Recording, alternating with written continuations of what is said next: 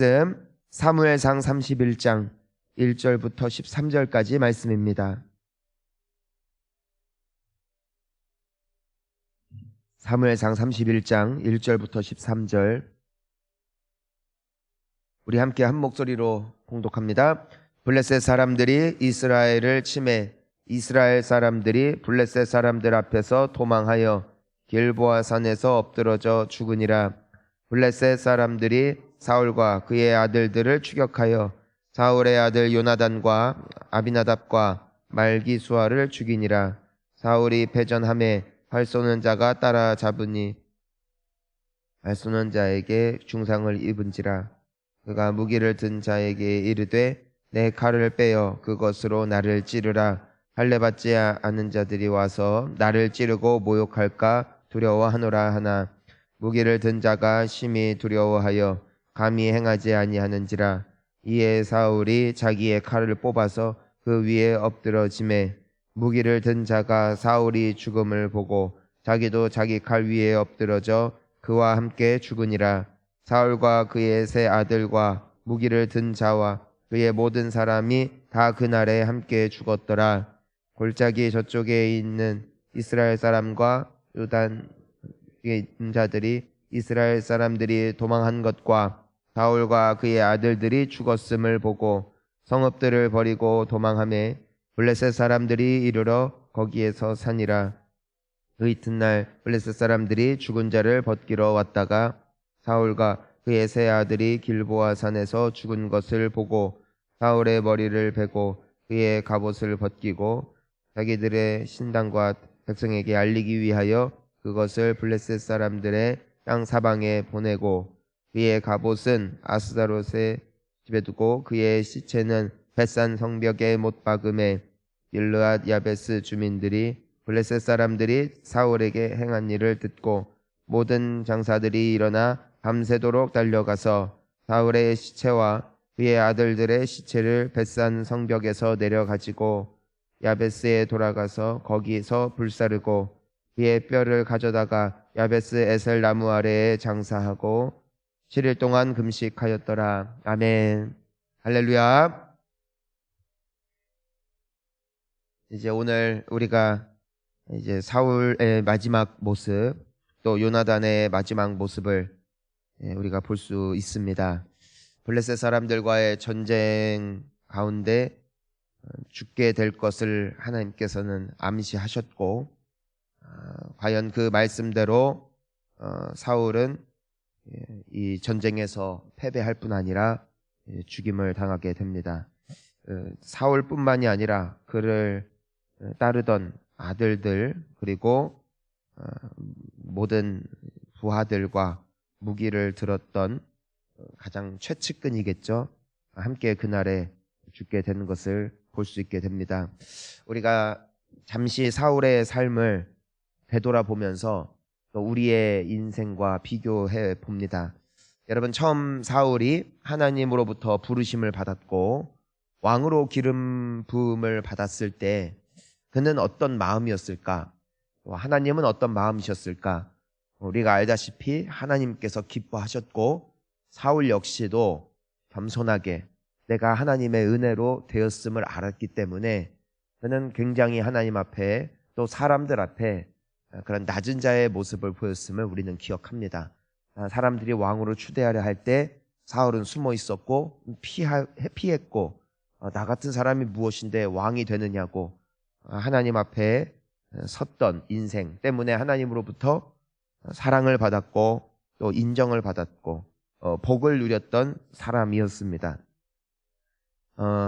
그가 성경은 하나님께서 사울을 부르실 때 다윗을 생각해 놓고 사울은 조금 쓰다가 나중에 다윗을 세워야지. 다윗을 위하여 이 사람은 그냥 디딤돌 정도 역할이고 그 다음에 내가 치워야지라는 말씀은 없는 것이에요.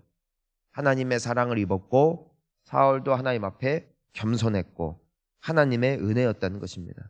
우리도 은혜로 말미암아 하나님의 자녀가 되었음을 믿는 것이죠. 하지만 사울의 안타까움은 하나님이 주신 축복 때문에 하나님을 떠난 데 있습니다. 여러분, 이게 제일 무서운 겁니다. 축복이 축복되기를 축원합니다. 사울에게 있어서는 축복이 저주가 된 거예요. 축복이 빌미가 되어 하나님을 떠나게 됐다는 것입니다. 어떤 이들은 하나님의 은혜가 넘치고 감사 제목이 넘칠수록 하나님을 더 의지하는 사람이 있습니다. 이런 사람 되기를 축원하는 것이에요. 근데 사울은 은혜를 받고 잘 될수록 그것을 자신을 위해서 썼고 그것을 하나님을 떠나는 빌미가 되게 만들었으니 이것야말로 참 안타까운 겁니다. 그리고 그 시간이 흐르면 흐를수록 다윗은 점점점 하나님께서 높이시고 사울은 점점점 하나님께서 낮추시는 그 과정을 봅니다. 그리고 오늘 그 마지막을 볼 때 너무 안타깝죠. 너무 비참하죠. 사울 왕뿐만이 아니라 아들들과 측근들까지도 다 죽게 되는 것을 보게 됩니다. 여기서 우리가 한 가지를 생각해 볼 필요가 있습니다. 그렇다면 반대로 말입니다. 다윗은 끝까지 갔어요. 동일하게 기름 부음을 받은 두 사람인데 어떤 사람은 끝까지 잘 갔고 어떤 사람은 결국 망했다는 것입니다. 여기서 우리가 무엇을 볼 수 있습니까? 하나님의 심판의 날이 오기까지 어느 누구도 누군가를 판단할 수 없다는 겁니다. 여기에는 나 자신도 포함이 됩니다. 사울이 왕이 될 때 하나님이 부르셨을 때 내가 결국에는 망한다라는 생각을 했을까요? 하나님께서 조금 쓰시다가 버리실 것이다 라는 생각을 조금이라도 했을까요? 아니요. 어느 누구도 하지 않았어요. 하지만 인생의 길을 걸어가면서 그 두 갈래로 갈리는 것을 보면서 우리 역시도, 저는 저 역시도 다시 한번 삶을 되돌아보는 것입니다. 심판자는 오직 하나님이세요. 그러니까 내가 천국 가고 내가 지옥 가고 내가 하나님의 영생을 얻었고 혹은 영생을 얻지 못했고 이거는 언제 알 수 있는 거냐면은 최종적으로 결국 뚜껑을 열어봐야 됩니다. 나의 인생 말미를 보면 알 수 있겠죠. 제가 예전에도 우리 성도님들과 함께 나눈 내용이 있는데 호주에 힐송이라는 굉장히 유명한 찬양 팀이 있습니다. 힐송 교회라는 교회에서 시작된 이젠 팀이어서 전 세계의 수많은 크리스천 젊은이들에게 영향력을 끼쳤던 굉장한 집회를 많이 열곤 했죠. 우리나라에도 종종 오곤 했고 우리가 부르고 있는 찬양 중에 익숙한 찬양들도 있습니다. 그런데 그 찬양을 인도하시는 목사님 중에 굉장히 유력하셨던 목사님이 계시는데 이젠 그런 소셜미디어에다가 그런 글을 쓴 것이죠. 나는 더 이상 예수를 믿지 않는다. 이 서양 분들은 보통 자신의 표현을 솔직하게 하는 표현이어서 우리는 설령 믿음이 흔들려도 그것을 내색하지 않는 반면에 이 사람들은 굉장히 솔직하게 표현을 합니다. 그래서 나는 더 이상 크리스천이 아니다 라는 글을 써가지고 이젠 굉장히 사람들에게 충격을 안겨줬던 사건이 있습니다. 옛날에 저 자라날 때 청소년 때 굉장히 유명했던 신앙인으로서의 교제 어떻게 하느냐라는 책을 쓴 분이 계세요. 그 책 제목이 지금도 기억이 나는데 예스 데이팅이라는 책이었고 노 데이팅이라는 책을 썼던 분입니다. 그 목사님께서도 그 책을 젊었을 때 쓰셨는데 그 이후로도 굉장히 미국에서 영향력을 끼치던 목사님이셨어요. 굉장히 복음적이시고. 근데 그분도 그런 글을 몇 년 전에 썼죠. 나는 크리스천니티 안에, 기독교 안에 영생과 진리가 있다고 생각하지 않는다. 나는 더 이상 이것만이 유일한 진리라고 생각하지 않는다. 글을 딱 써버리고 크리스천니티를 떠났죠. 예, 기독교계를 떠났어요. 그리고 자신만의 나름대로의 그 공동체를 형성해서 지금도 살아가고 있습니다. 이런 모습들을 보면서 그런 생각을 하는 겁니다. 이분들이 얼마나 선한 영향을 끼쳤고 얼마나 많은 사람들을 구원하는데 쓰임 받았냐는 것입니다. 하지만 인생의 말미로 갈수록 이들의 신앙은 오히려 없어지기 시작했고 수많은 선한 영향을 끼쳤던 사람들을 대상으로 오히려 역으로 나는 더 이상 기독교인이 아니라는, 난 더 이상 신앙이 없다라는 단순히 순간의 흔들림을 표현한 것이 아니라 나는 기독교의 진리를 거부한다라는 표현에 이르는 것을 보면서 사울을 보는 것이죠. 그리고 우리 자신을 경계하여 돌아봐야 된다는 것입니다. 성경은 단 한 번도 안심해라, 아무 일도 없을 것이다, 한 번 천국 인생이 되었으니 영원히 천국 인생이 될 것이다. 그것은 누구의 관점이냐면요, 하나님이 영생을 얻은 자들, 하나님의 핏값 주고 끝까지 끌고 갈 자들, 그들에게 주시는 약속의 말씀이라는 것이에요. 하지만 우리는요, 우리는 아나요? 우리는 확신하나요? 저는 예수님을 믿어요. 예수님이 나를 위하여 죽으셨음도 믿어요. 근데 역으로 생각해 보자는 것입니다. 사울도 그랬다는 것입니다. 그리고 방금 제가 언급드렸던 그 목사님들도 동일했다는 것입니다. 만약에 그분들의 그런 고백과도 무관하게 하나님께서 그들을 향한 구원이 이미 완전한 것이었고 이미 분명한 것이었다면은 설령 그들의 믿음이 지금은 흔들린다 할지라도 결국 주님께 돌아올 줄을 믿습니다. 그것이 하나님께서 영생을 주신 자들의 특징이라는 것이에요. 성령을 주신 자들은 반드시 주님께 돌아오게 되어 있습니다.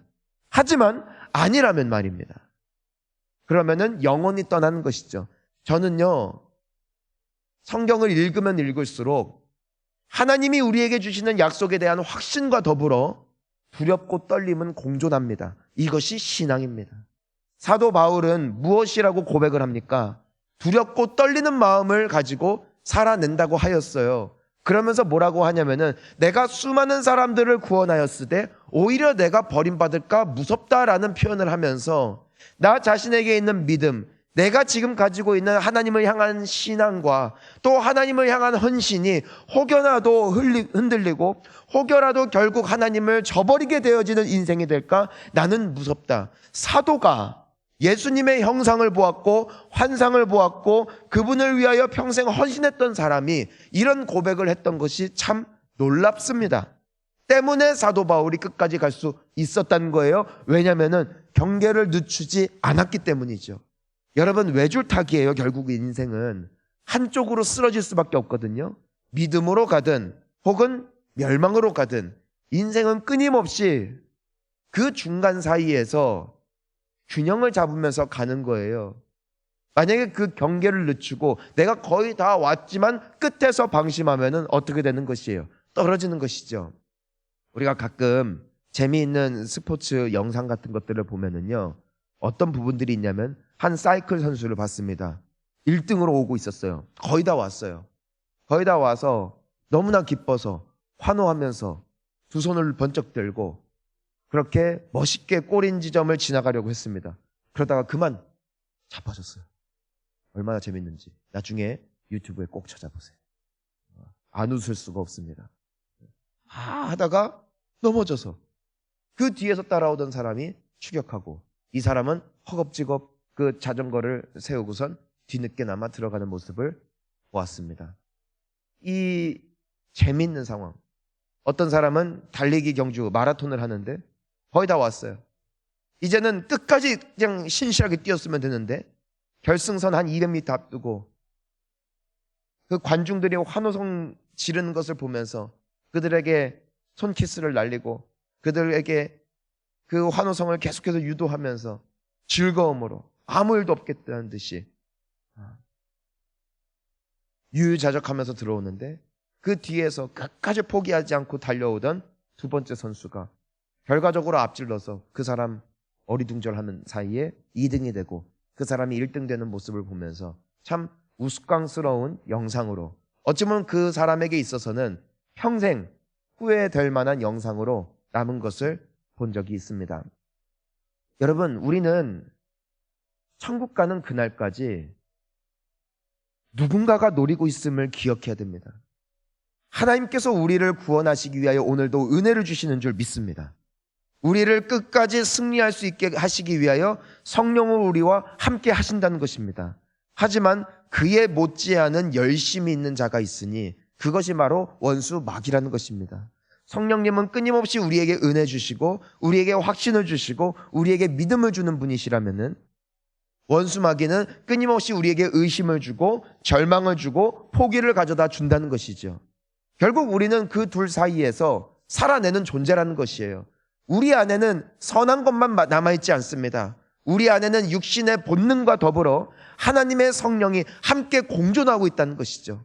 결국에는 누가 이기느냐? 이것은 평생의 싸움이라는 것이에요. 누구에게 더 많은 음식을 가져다 주고 누구에게 더 많은 열심을 품게 되어지느냐에 그 승리가 달려있는 것이지, 내가 만약에 방심한다면은 또 반대편의 세력에 흥황하여 나의 영혼을 삼켜버릴 수도 있다는 것. 이것이 우리가 사울을 보면서 다시 한번 돌이켜보는 것이에요. 여러분, 우리는 정해진 인생을 사는 것이 아니에요. 끝까지 믿음으로 싸워야 됩니다. 우리는 천국 들어갈 때 쉬는 거예요. 비로소 최후 승리를 얻었을 때 우리는 안식하는 것입니다. 그때까지는요, 우리는 영생을 위하여 나아가야 됩니다. 영생을 지키기 위하여 몸부림쳐야 됩니다. 그래서 우리가 새벽 예배도 오는 거예요. 왜냐면은 믿음이 흔들리잖아요. 저도 목사가 된 뒤에도 인생에 너무 절망적인 상황이 왔을 때예요, 믿음이 진짜 흔들리더라고요. 뿌리채, 근간이 흔들리는 것을 경험해 봤습니다. 그때 무섭더라고요. 저는 그래서 다윗이나 이 다니엘이나 모세 같은 사람들보다 저는 오히려 사울, 솔로몬, 가룟 유다, 전 이런 분들을 더 많이 묵상하는 사람입니다. 왜냐하면 이들의 특징이 무엇이냐면은 동일하게 하나님의 사랑을 입었고, 가룟 유다 역시도 동일하게 예수님의 부르심을 입었을 때 수많은 사람들이 나는 못합니다 할 때 아멘 하고 따라갔던 사람이었기 때문이에요. 가룟 유다는 예수님이 기도하시고 택하신 제자였다니까요. 그리고 그 가룟 유다 역시도 자신의 생업을 뒤로 하고 예수님을 끝까지 따랐던 제자였다니까요. 하지만 그렇게 될 줄 누가 알았겠냐고요. 예수님께서 가룟 유다 부르실 때 얘는 배신자 될 상이구나, 하나님의 뜻을 이루기 위하여 이 배신할 사람을 불러야지 했을까요? 가룟 유다 역시도 나의 삶에 나의 유익과 만족을 위해서 나중에 이 사람 몸값 올라가면은 팔아 먹어야지 하고 예수님을 따랐을까요? 아니었다는 것이에요. 결코 진심이 아니었다는 것이에요. 하지만 그렇게 될 줄 누가 알았겠어요? 스스로 목을 매다는 것이죠. 오늘 사울도 활에 맞고 죽어가면서 스스로 목숨을 끊게 되어질 줄, 그가 왕으로 즉위 할 때 과연 누가 상상이나 했겠냐는 것입니다. 근데 어떻게 이와 같은 경계의 교훈이 나와는 무관하다라고 생각하며 유유자적 살아갈 수 있을까요? 때문에 우리는요, 영생을 얻기 위하여 싸우는 거예요. 투쟁하는 거예요. 신앙생활은요, 예수님을 붙잡는 것은요, 주와 같이 길 가는 것 즐겁습니다. 너무 좋아서 붙잡고, 오늘은 힘드니까 안 붙잡고, 그게 아니에요. 생존을 위한 싸움인 것이에요. 그때 주님은 우리에게 은혜 주시고 믿음 주시고 세임 주셔서 끝까지 승리할 수 있는 은혜를 더하여 주시는 줄 믿습니다. 하지만 만약에 내가 방관함으로 사울과 같이 괜찮은 양, 하나님의 말씀을 알고도 하나님의 경계를 알고도 그냥 그렇게 살아갔다가 이런 결과로 나아가게 될 줄 어느 누구도 알 수 없음을 우리는 오늘 사울의 마지막 모습을 통하여 다시금 깊이 생각해 보아야 할 것입니다. 교회에 목회를 하다 보면은 또 우리 원로 목사님을 통해서도 끊임없이 들었던 부분들이죠. 그토록 헌신했던 분들 중에, 그토록 예수님을 뜨겁게 사랑했던 분들 중에 지금은 더 이상 예수님도 믿지 않고 교회 생활도 하지 않는 30년 목회를 해보신 분이에요. 너무 많이 계세요. 제가 여러분들과 말씀드렸나요? 처음에 본향교회 왔을 때 교적부 정리를 하는데 우리 교회에 한 번 몸 담았다가 가셨던 분들이 3,000명이 넘었다고요. 한 분 한 분 그 교적부에서 제할 때 그 기가 막히는 마음, 물론 그 중에는 타지로 이사를 가신 분들도 있어요. 하지만 대부분의 분들은 한 번 왔다가 두 번 왔다가 혹은 오랜 시간 섬겼다가 그 중에는 권찰 직분, 집사 직분, 하지만 더 이상 찾을 수 없는 분들의 수많은 명단을 보면서 마음이 너무 무거웠어요. 하나님의 마음이 아닐까? 사랑하는 성도님 여러분, 우리 끝까지 승리합시다. 끝까지 예수님 붙잡읍시다. 안심하지 마시고 주님 만날 때까지 속도 늦추지 마시고 결승선 통과하여 기쁨으로 생명의 면류관 얻고 주님의 위로 받고 영생을 누릴 수 있는 이 선한 싸움을 마지막까지 달려가는 우리 모두가 될 수 있기를 주의 이름으로 축원합니다. 우리 이 시간 함께 기도하시겠습니다.